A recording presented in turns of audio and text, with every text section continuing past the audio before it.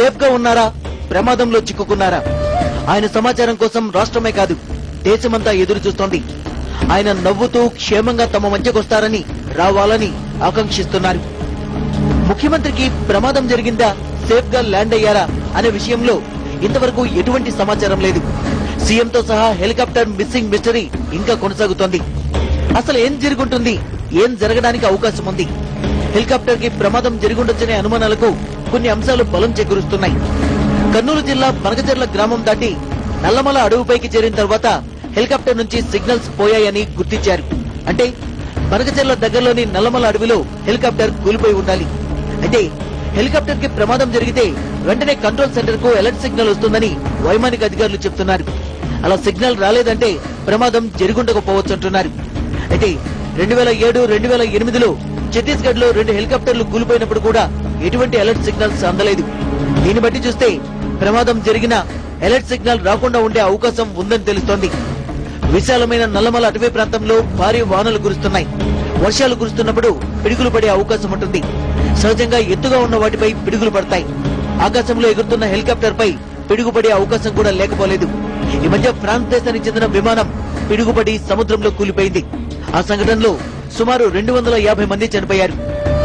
ముఖ్యమంత్రి ప్రయాణిస్తున్న Balfour 30 helicopter అంత సురక్షితమైంది కాదని ఏవియేషన్ అధికారులే తేల్చారు. 2 ఏళ్లుగా దాని లైసెన్స్ రెన్యువల్ చేయలేదని మొదట వార్తలొచ్చాయి. అయితే అది వాస్తవం కాదని ఏవియేషన్ అథారిటీ వివరణ ఇచ్చింది.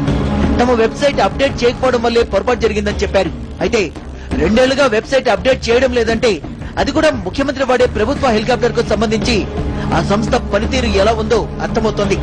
అయితే గతంలో జరిగిన ప్రమాదాల్ని, అధికారుల హెచ్చరికల్ని దృష్టిలో పెట్టుకుంటే హెలికాప్టర్ లో సాంకేతిక లోపాలు తలెత్తి కూలిపోయే అవకాశం కూడా లేకపోలేదు.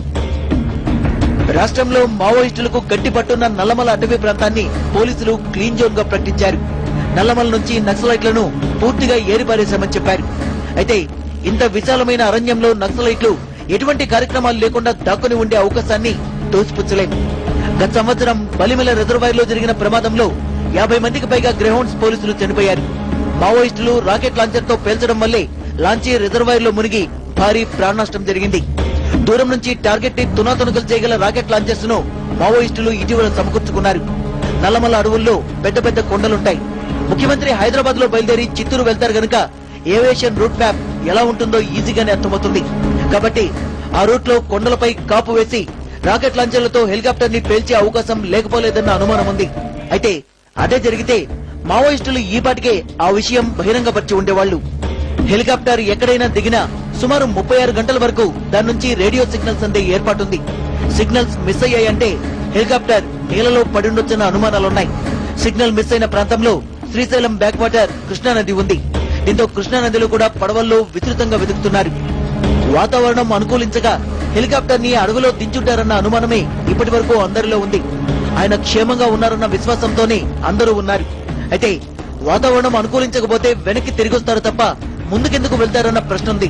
ప్రమాదమని తెలిసి హెలికాప్టర్ ని అడవిలో ఎందుకు దించుతారన్న అనుమానమూ ఉంది. హెలికాప్టర్ లో 2 ఇంజన్లున్నాయి కనుక ఒకటి ఫెయిల్ అయినా మరొకటి పనిచేస్తుంది. ఏవైనా సాంకేతిక లోపాలతో అడవిలో దించినా ఇన్ని గంటల వరకు బయటికి సమాచారం అందకుండా ఉండే అవకాశం లేదు. కనుక ప్రమాదం జరిగుండొచ్చన్న అనుమానాలు బలపడుతున్నాయి.